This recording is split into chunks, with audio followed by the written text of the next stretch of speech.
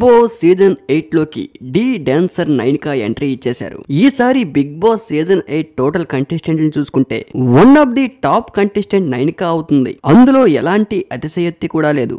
ఎందుకంటే ఇప్పుడు big boss 8 లోకి వెళ్లే కంటెస్టెంట్స్ అందరిలో కూడా సోషల్ మీడియాలో విపరీతమైన ఫాలోయింగ్ నైనికాకే ఉంది. ఒక డాన్స్ షోలో చేసే అమ్మాయికి ఇంత క్రేజ్ ఎలా వచ్చిందంటే ఆమె సోషల్ మీడియా ఇన్ఫ్లుయెన్సర్ కూడా.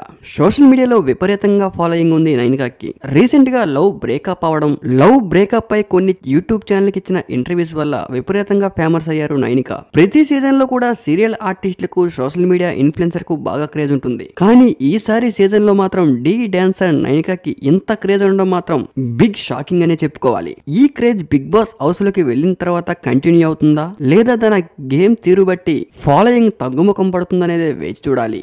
ఈసారి బిగ్ బాస్ కి వెళ్లే కంటెస్టెంట్లలో విష్ణుప్రియ, సెవెన్ హార్ట్స్ సీత, రాజ్ తరుణ్ లావణ్య ఇష్యూలో తలదూచిన ఆర్జే శేఖర్ భాష కూడా మంచి క్రేజ్ ఉంది. శేఖర్ భాష కూడా మంచి సపోర్టే ఉంది. కానీ సోషల్ మీడియాలో క్రేజ్ మాత్రం డి డాన్సర్ నైనికాకే ఉంది.